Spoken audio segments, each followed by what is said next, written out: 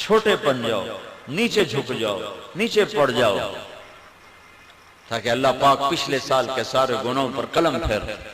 رمضان کا مطلب ہے جل جانا، رمضان، رمضان یرمض، جل جانا۔ تو رمضان کے مہینے کا نام رمضان کیوں رکھا گیا ہے؟ کہ اس میں اللہ تعالیٰ پچھلے سال کے سارے گناہوں کو جلا کے ختم کر دیتا ہے، اس لیے روزے کے مہینے کا نام رمضان رکھا گیا ہے۔ تو میرے بھائیو، یہ اللہ کے دربار میں کمائی کا سیزن آ رہا ہے۔ رمضان، شہر رمضان الذی انزل فیہ القرآن، اسی میں میرے نبی کو نبوت ملی، رمضان میں نبوت ملی۔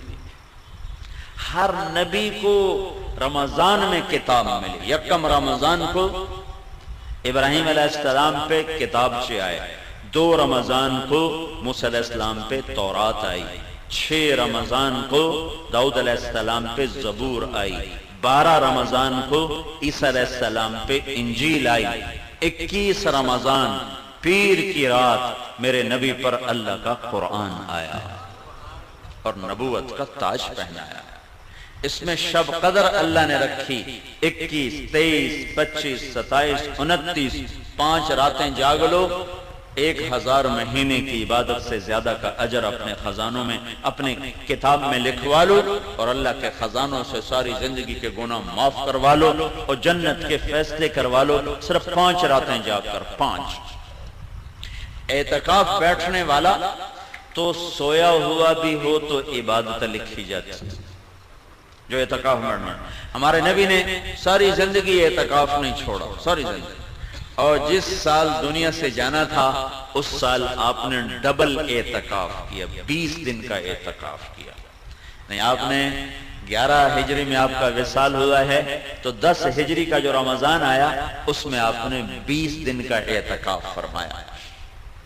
ہر سال آپ رمضان میں اعتکاف میں بیٹھتے تھے مستقل، اور ایک دفعہ آپ نے اعتکاف اپنا توڑ دیا کسی وجہ سے، تو پھر شوال میں آپ نے 10 دن کا اعتکاف فرمایا۔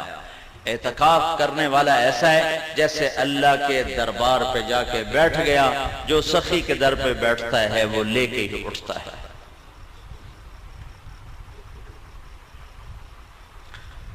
تو رات کی عبادت تراویح کی شکل میں، دن کی عبادت روزے کی شکل میں۔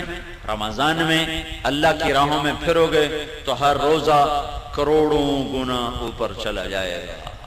میرے نبی نے فرمایا، نفل روزے کے بدلے میں ساری دنیا سونا بنا کے دے دیں تو اس کا بدلہ نہیں ہے، تو فرض روزے کا کون جان سکتا ہے کہ اللہ کیا دینے والا ہے؟ میرے نبی نے فرمایا، جو رمضان کا روزہ ایسے رکھے کہ کوئی نشہ نہ پیے، کوئی حرام لقمہ پیٹ میں نہ لے جائے، کسی کو زبان سے گالی گلوچ، غیبت، چغلی، شکایت نہ کرے، بہتان نہ باندھے، اور پورے رمضان میں کوئی گناہ نہ کرے، جو ایسا روزہ رکھے گا، ہر روزے کے بدلے میں جنت کی 100 حوروں سے اس کی شادی کی جائے گی، ہر روزے کے بدلے، اور ہر روزے کے بدلے میں جنت میں ایک اللہ گھر بنائے گا۔ اگر پوری دنیا اس گھر میں رکھو تو یوں وہ اس گھر میں نظر آئے گی جیسے پوری دنیا میں ایک بکری نظر آتی ہے، ایسے ہی پورا جہان اس محل میں بکری کی طرح نظر آئے گا۔ تو بھائیو، یہ رمضان تھوڑا گرمی کا ہے، اگلے سال اور گرم ہوگا، اس سے اگلے سال اور گرم ہوگا۔ یہ میرے رب کا امتحان ہے اپنے بندوں کے لیے، تھوڑے وقتوں کا کہ اللہ 50,000 سال کے دن کی گرمی کی بھوک اور پیاس سے بچائے گا۔ کان مقدارہ 50,000 سنہ، جس کی لمبائی 50,000 سال کے برابر ہے، اللہ اس سے ہماری حفاظت فرمائے گا۔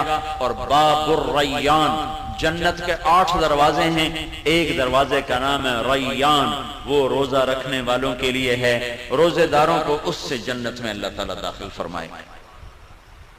تو روزے کا مطلب منہ بند کرنا نہیں ہے، روزے کا مطلب ہے آنکھ بھی روزہ رکھے، حرام نہ دیکھے، کان بھی روزہ رکھیں، حرام نہ سنیں، زبان بھی روزہ رکھے، گالی غیبت چغلی نہ ہو، ہاتھ بھی روزہ رکھے، غلط نہ تولے، غلط نہ لکھے، ظلم نہ کرے، پاؤں بھی روزہ رکھیں، غلط محفل کو چل کے نہ جائیں۔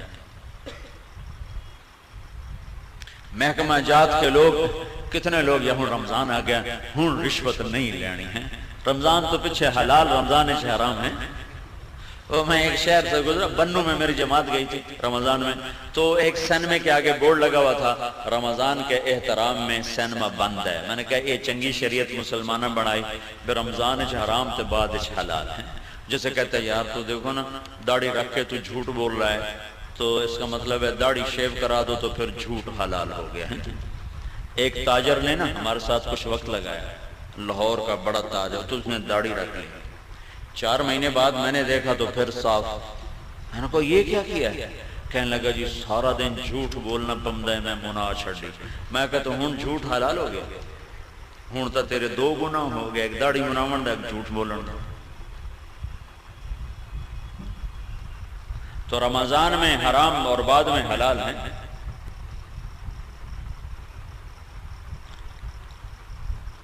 تو جو شریعت میرے رب نے حرام کیے، شریعت میں جن چیزوں کو حرام کہا ہے وہ رمضان میں بھی حرام ہے، بعد میں بھی حرام ہے۔ تو بھائیو سارے جسم کا روزہ رکھو اور اللہ کی راہوں میں نکل کر اپنے روزوں کو قیمتی بناؤ اور تسلی